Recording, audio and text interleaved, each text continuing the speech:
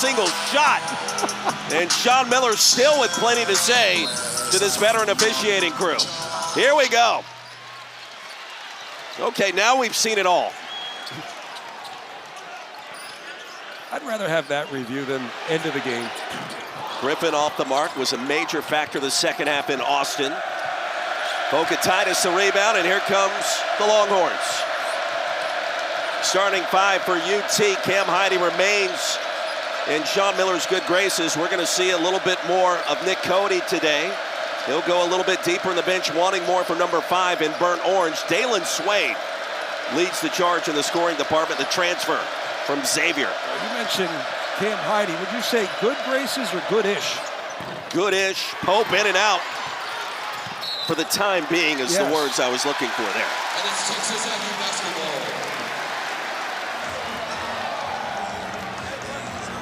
Aggies coming in at 19-9, 9-6 in the SEC. NC State transfer Marcus Hill. Griffin out of Kansas. Shakari Lane, North Alabama. Dominguez and Rashawn Agee, the leading scorer for the fighting Texas Aggies. Poked away by Mark. And Tremont Mark, the steal. He'll turn it back over to Agee. Well, it's gotten physical early. And if that's Vokatitis, that's going to be his second. It is.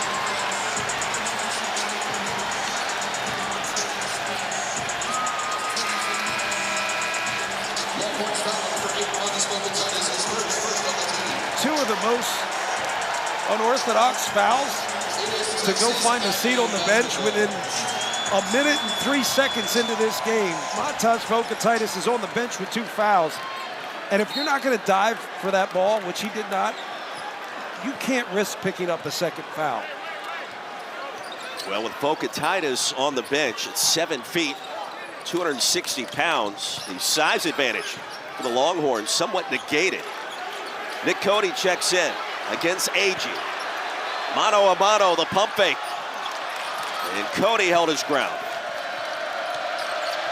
I don't think anyone wanted to blow a whistle there either.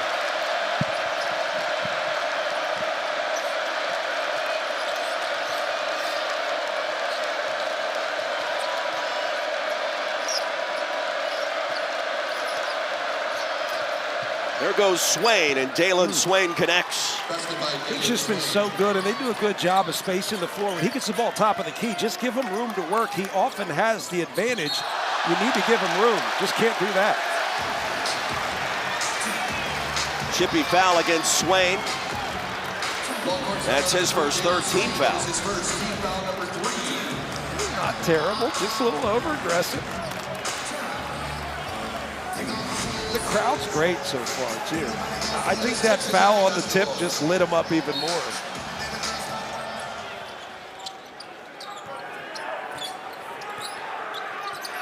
We had 2 fouls on Vokatitis before the first points were scored in this game. Pope, the rejection on Lane. I would keep seeking out Dailyn Swain and just give him opportunities to win off the bounce. Almost sounds as if you know what Sean Miller wants to do here. On cue. Swain with a bounce, he's got 4. I think he's going to be able to get where he wants to go, and he can shoot over the top of any defender that's covering him. And if you switch too much, he can start to win at the foul line. Lane, the bounce pass. Hill swatted from behind by Cody. That's going to be his first.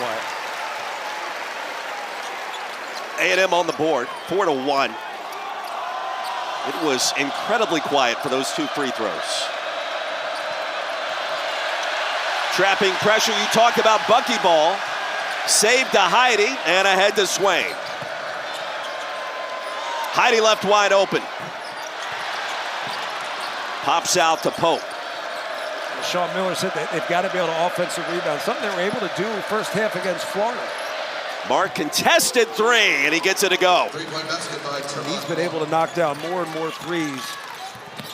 He needs to be effective on the offensive end for Texas to be as good as they can be. I was asking you, we haven't seen a ton from Cam Heide the last 2 weeks, and Tremont Mark has kind of stepped up in his absence from three-point range, and he's been shooting the 3 a little better. I think he has to.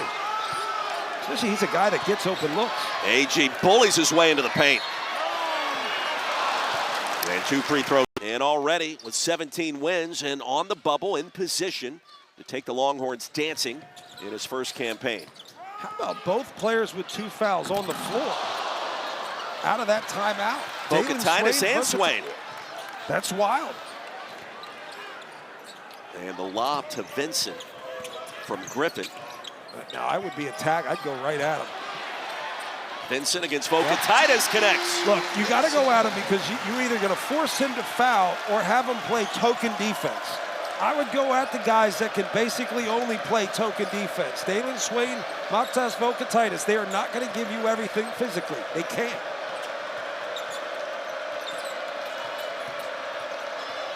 Steal by Diba. Ali Diba, full head of steam. And bumped 1 second. Wild. It's not great for the guy that gets hyped up in a negative way when we have reviews. It's an early test for me. I thought you did well. I handled it well. You did. Proud of myself. It's a check for John Crispin.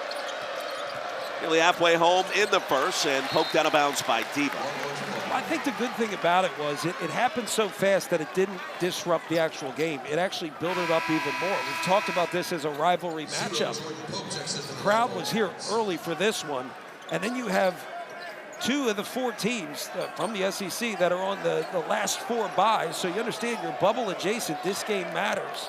One team's going to walk away from this one feeling good. Other team, not so much. Bubble adjacent, is that a new phrase? For now. Okay. Vokatitis with a dunk. Basket by Matas Vokatitis.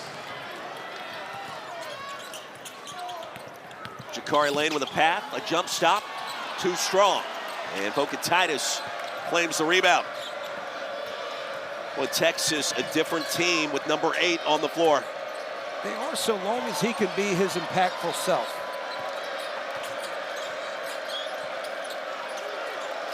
Against Benson, the skip pass nearly turned it over. Now it's Mark on Griffin.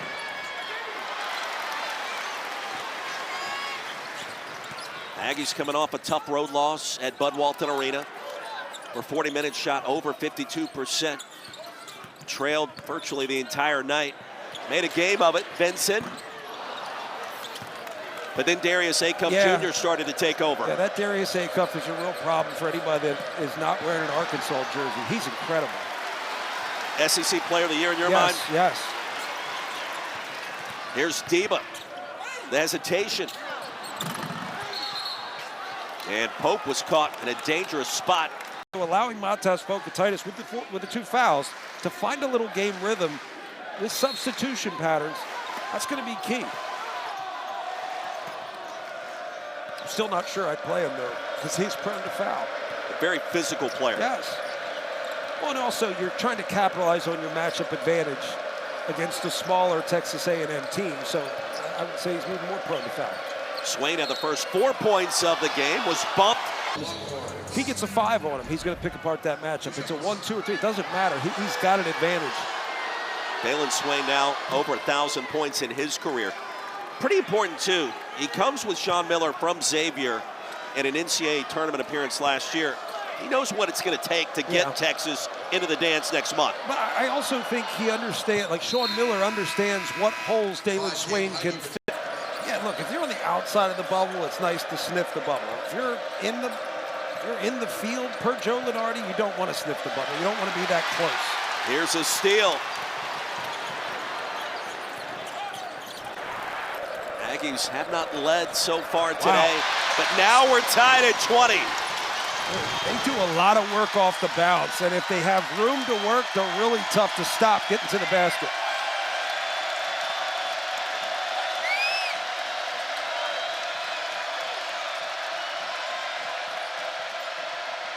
Heidi off the bounce, no. Hill claims it, Mark gets it right back.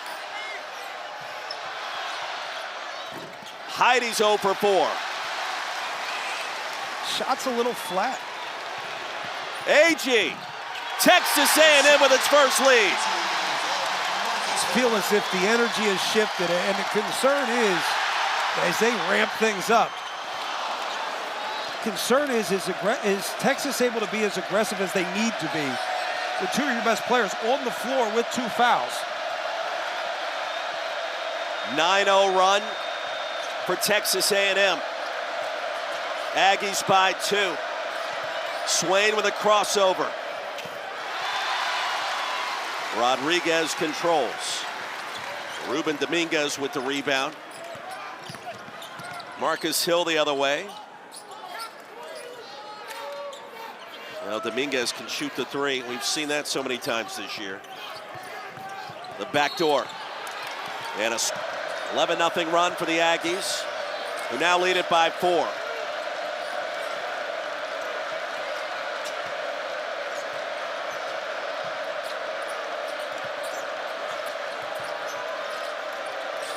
Wilcher thought about it, and Simeon Wilcher with some contact and a foul called against A&M. There's going to be guys, and sometimes the tendency recognition is not just how to cover somebody, it's who to attack. Pop Isaacs is a guy that I would pump fake and attack off the bounce. His initial defense is 2 hands on the ball handler. The 2 hands on the ball handler, you may think it gives the defense an advantage, but if you continue to attack, they're off balance. Joe Lunardi, coming back from that last break, indicated these 2 teams both have to win at least 2 more games in his mind to make the NCAA tournament. The winner today is halfway home for 2 squads that are currently on the bubble. Swain. Wow.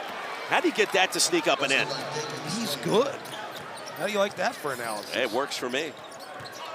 Sometimes that's all it takes. Federico.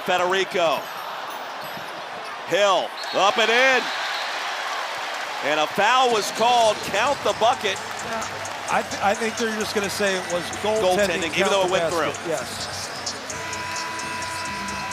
Yeah, Owen short with that indication. Doing a good job keeping this thing as clean as possible. I think officials understand you've got 2 teams. They're on the bubble. They need this game. Also a rivalry game. Just keep control of the contest. Easier said than done. Yeah, seriously. Oh, I'm not looking for that job. I promise you that. I don't think they're searching you out either. No, they shouldn't be.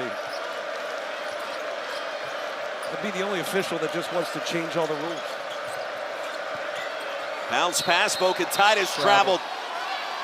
Oh, we're going to get him with a foul. Oh, the pivot. Is my silence telling you enough? Yes.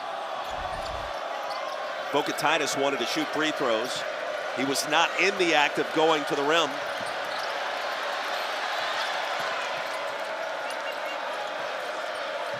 This is that lineup Sean Miller talked about with Cody and Titus on the floor at the same time. Swain. Big if it goes, and it does.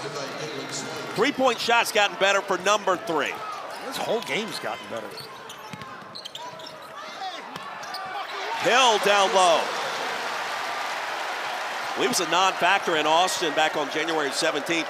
Much faster start for numeral 0 for the Aggies today. Well, he's done a lot more off the bounce. You just get to the rim, get a shot up on the rim, create opportunities off the bounce. It opens up the game for everybody else. Pope off the screen, and we're tied at 28. I would be so careful running handoffs with Matas Titus having 2 fouls. I just wouldn't do it because they're looking for that, and that was as close as it could get to being a foul on Titus.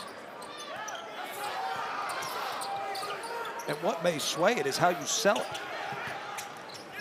There's the lob. Federico, no. Swain the other way.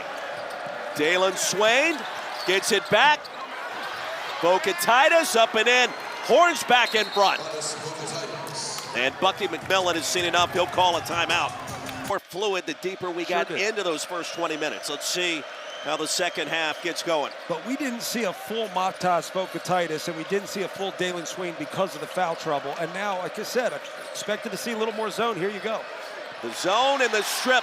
Dominguez comes away with it. And Lane tried to use the reverse and got caught in no man's land. Joe Lunardi has both Texas and Texas A&M on the bubble. both amongst his final 4 teams to receive a bye and avoid the first 4 in Dayton. Jordan Pope, no.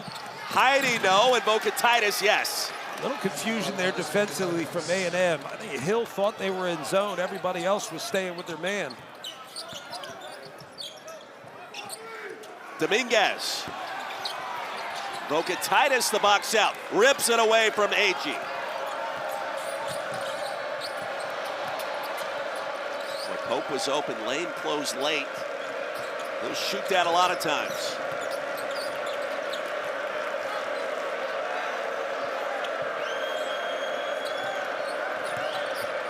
Swain behind the back. With Texas, you can live with that. He has really made a living there in that mid-range area. He's got the advantage size-wise, and he can get where he wants off the bounce. Yeah, Dailyn Swain averaging 18 points per game. AG gets the roll. Boca Titus was right there. Looked like that could have been basket interference. Instead, count the 2. A&M back in front. Initial minutes, too. You also watch to see, is Boca Titus going to be as physical as he wants to be? That's really where he can dominate a game, is with his physicality.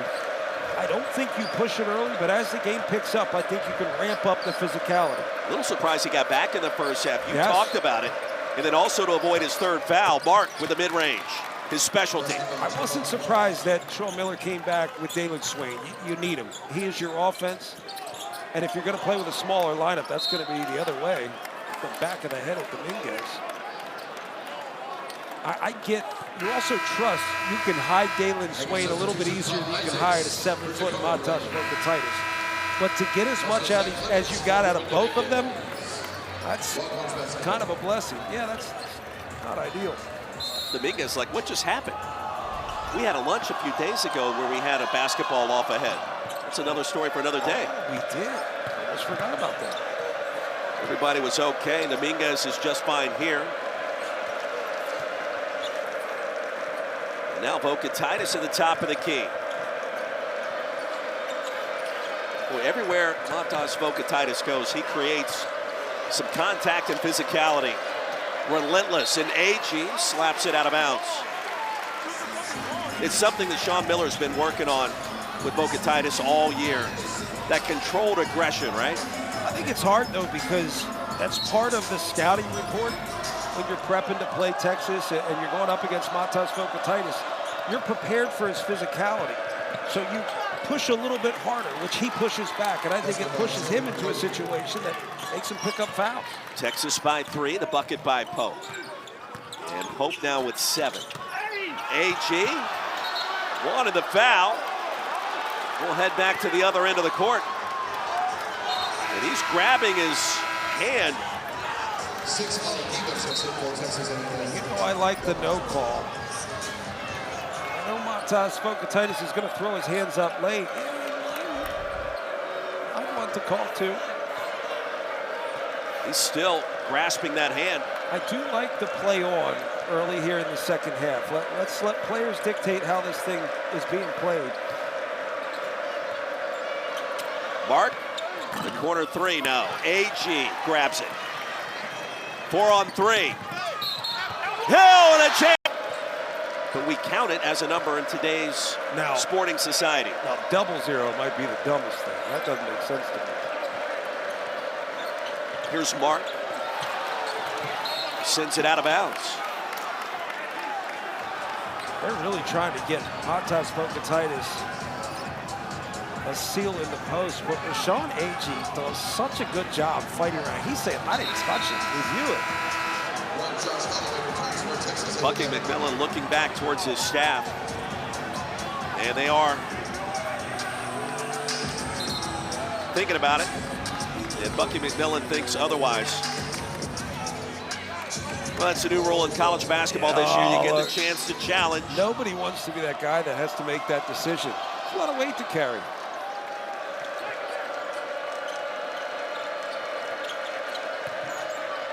Mark, a monster first step, and delivers.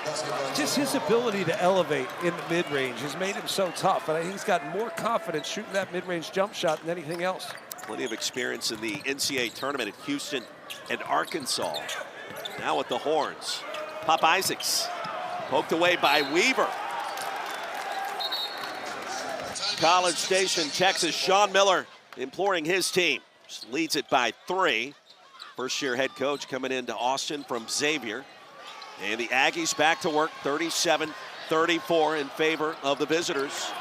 The second matchup between these two teams the last 42 days. Game 1, round 1 went to Texas A&M. But it was close, 74-70.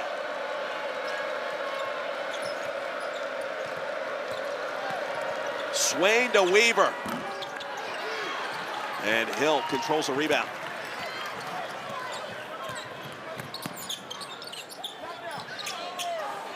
AG thought about it. The guy behind me yelled no. Good look inside for Pop Isaacs. That's demoralizing. Sean Agee hit 2 threes in the first half, and dude behind us yells no when he goes to shoot. Rough. Fans care about their basketball here in Aggieland. Lead back down to 1. Mark to Weaver. And Weaver attacks the rack, not this time. Boca Titus claimed the rebound. And a quick foul called by Pat Adams. Now don't forget Ernie, Kenny, Charles, and Shaq. Be on ABC tonight, 8 Eastern to get you ready. The Lakers-Warriors matchup at 8:30. Be back on air after the game on Inside the NBA to break down all the action from around the association. That is tonight out west. That was a good attack by Kendall Weaver. I can't say enough about the energy he brings. Hasn't made a ton of shots, but it just influences the game. Pope from downtown. If he gets going, look out. Yeah. Well, you can't get mixed up on an out of bounds underneath. You're talking through where the threats are, but then once the ball gets in bounds, you have to continue to identify it. Maybe that's why he yelled no. AG and air ball. Mark Boca Titus. And the floor, push that tempo, pressure. Texas has been able to fight that pressure, but they've also been able to attack.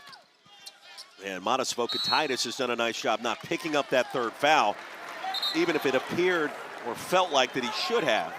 Currently on the bench, but he's got 8 points, 6 rebounds. I think the biggest key is that now when he comes back in, he can fully kick off the training wheels. He's got 3 fouls to go. You can start to impose your physicality on the game. 6 minutes into the second half, Texas had 8 turnovers in the first 20 minutes today. None so far in the second against that A&M pressure. Isaac stop and pop.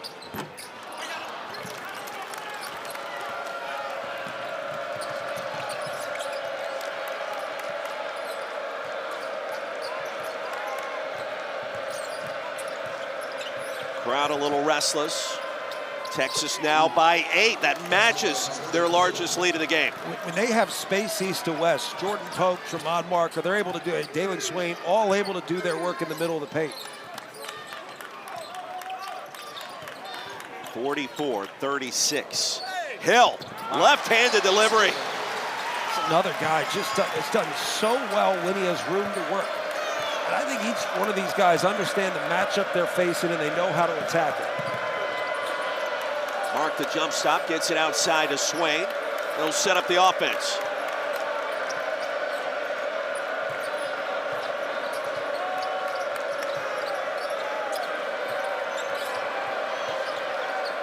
Five to shoot. Swain sees it. Pulls the 3 too strong.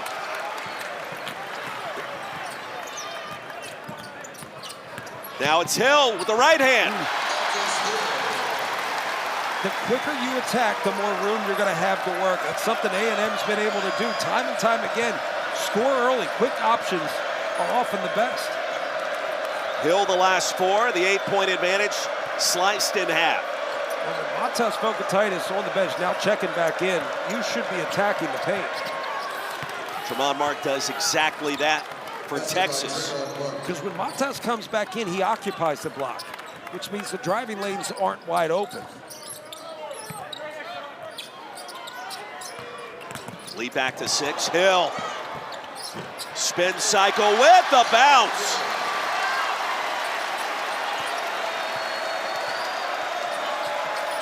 What a game for Marcus Hill.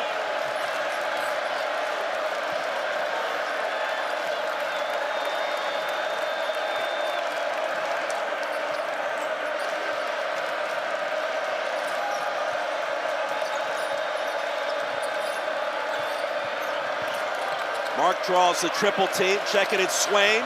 Swain rejected by Hill. Shot clock at 0.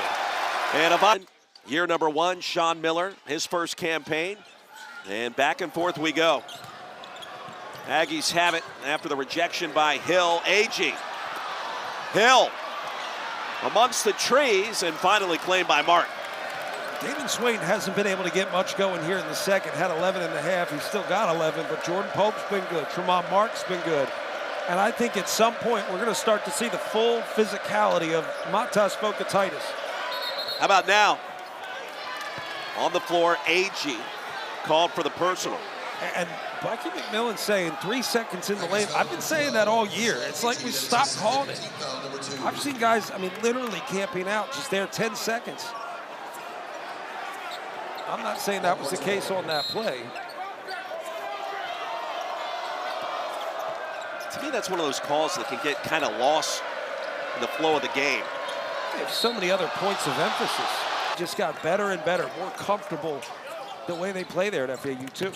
His footwork to me at his size is impressive. AG another 3, the box out and Pope in there to snare it.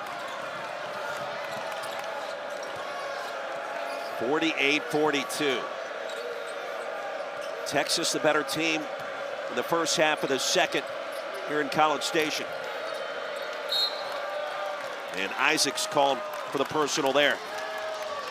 I think the more the game is like this, the more it's going to favor Texas. They can control the game, and if A&M's going to foul, it's just going to hurt them even more. A&M needs this game to flow. They need early shot opportunities in transition, off of a miss, off of a steal. But the more you slow the game down with fouls, the harder it's going to be to put pace on the game. You and I experienced this with Texas at Missouri 2 weeks ago. And the game started to get choppy, and Texas took advantage. I said it. There were a number of reviews, and it seemed like it was going to favor the team that wants the game to slow down. And it turns out it did favor Texas pretty mightily. Aggies get the stop, trailing by 6. Screen for Josh Holloway. Important minutes for number 1, AG. And I like that kind of one dribble quick jump. Matas Fokatitis couldn't get his hands up. AG with 16. Wilcher gets it to fall. Big triple for the Horns. 51-44. Simeon Wilcher, 35% three-point shooter. And Griffin, swatted by Vocat. John, it always feels a little dicey. Yes. Against that pressure, doesn't it? I think the biggest key is you got Dailyn Swain back there who can beat the press if he likes the matchup. Pope fell down on the shot. The Aggies get a stop. Hill's been electric so far in the second. Wilcher a rejection. Swain to Mark. In attack mode. Finds a way. How crafty was that? Just think, again, early opportunities are some of the best percentage shots you're going to get. So look to attack. If it's not there, so be it. Pull it out. Griffin to Vincent. Try to jam it home. Could not. The Aggies with a chance. This is just good defense. Wilcher holding his ground. Hill's been really good getting to the basket, even mid-range game. And just a tough finish for Tremont Mark. Now, that being said, if Mark just gets it on the rim, there are 3 defenders trying to swipe at the ball. Matas Fokatitis is right there for an offensive rebound. Mark gets a breather. Swain will trigger after the A&M turnover. I don't think it's going to be a long breather right before the under 8. Horns break the pressure. Wilcher. Vince in the block. Clements gets the rebound. Now it's Holloway on Pope. And right at the rim, they'll count the bucket. Vokatitis says, what, who, me? It's like every time he fouls. I didn't do anything. This was pretty clear. Yep. Yeah, you're right. I don't know if that was going to go in the way the angle was. I don't think it was going to go in either. But you can't touch it after it makes contact with the glass. Appreciate you opening the rule book up for us. I like to be an analyst every once in a while when you let me. 53-48.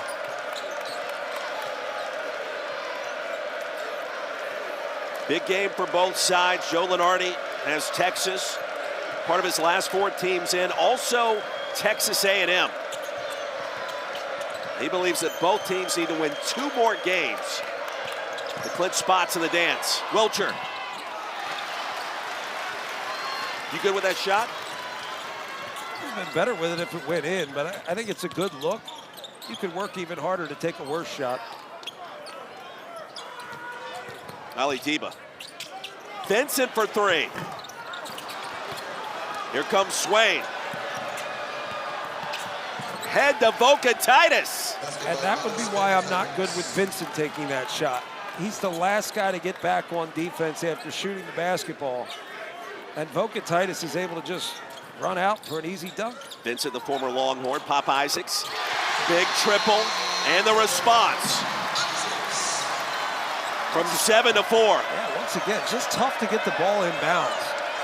The whole idea is get the ball in bounds, get it back to Swain, and then just walk it up.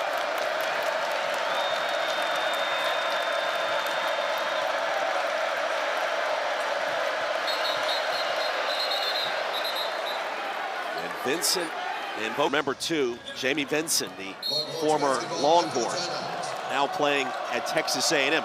That is the world we live in 2026. Against the zone, Horns back to work. Pope a deep 3. Here comes Pop Isaacs. Well, the new world that we're in, he'd end up back at Texas. Next season you're talking about. Yeah, we've seen that a good bit. AG nearly drew the double team. Clements tracks it down. Shot clock down to 7.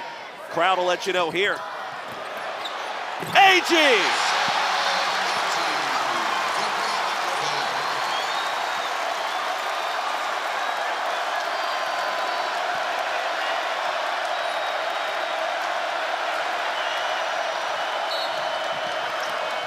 And a foul called by Patrick Evans deep in the backcourt. Dailyn Swain, press breaker, nowhere to go. But this was not a good possession for A&M. They had nothing going, stagnant offense. Ball didn't really move, very little action, and yet everybody on Texas got really held up with dummy action on the far right side. A little 2-man game with no help. That was too easy. Crowd is back in it here at Reed Arena. And I like switch up to a zone here, a little bit of a reset, make Texas think. Great spot by Heidi. Swain, no. Vokatitis, yes. The problem is if you allow passes that go to a guy that's cutting behind the defense, it breaks down all your principles as a zone. AG to Hill. He's been magnificent operating in the paint in the second half. So is AG, and a foul on Swain. His 3rd. And I think Dailyn Swain can cover anybody on the floor, but Sean AG isn't one of them. He's just a tough matchup. He's patient. He likes physicality. He feels the physicality, right? He was feeling for the elbow. When he got max pressure on his back, he spun out of it. He's a tough matchup for Dailyn Swain. Aggies in the bonus with the next foul by Texas. Clements, career high 29 his last game out. Foul on the shot. And phenomenal. That's awesome.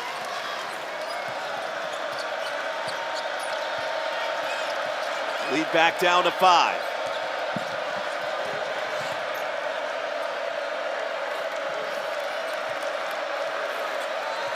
Pair of first-year head coaches taking over new programs, trying to figure out life in the SEC, and doing quite well so far.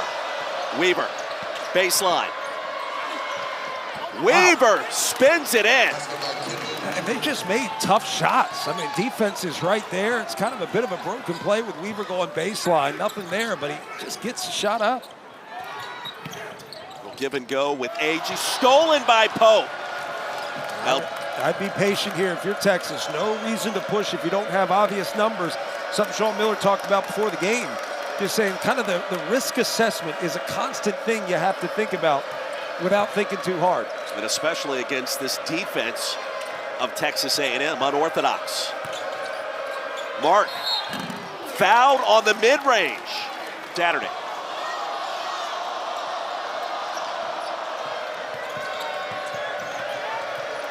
There's a look. The lead at 7. It's a good job by Jordan Pope, just managing the pressure on his own.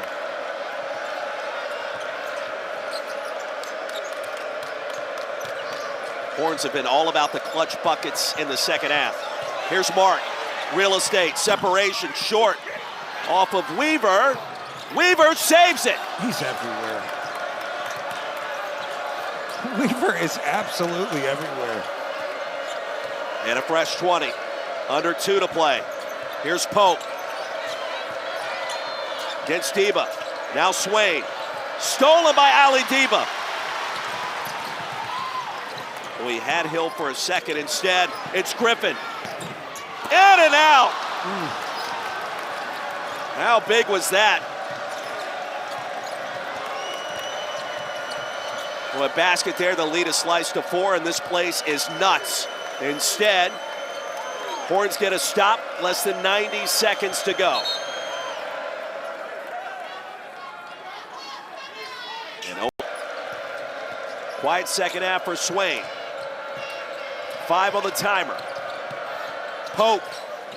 Buckets from the mid-range on the baseline. I mean, took time off the clock, and then it led to a stoppage, which allowed you to get set, clear that one side of the floor, and Jordan Pope does what he's been doing this second half, make big shot.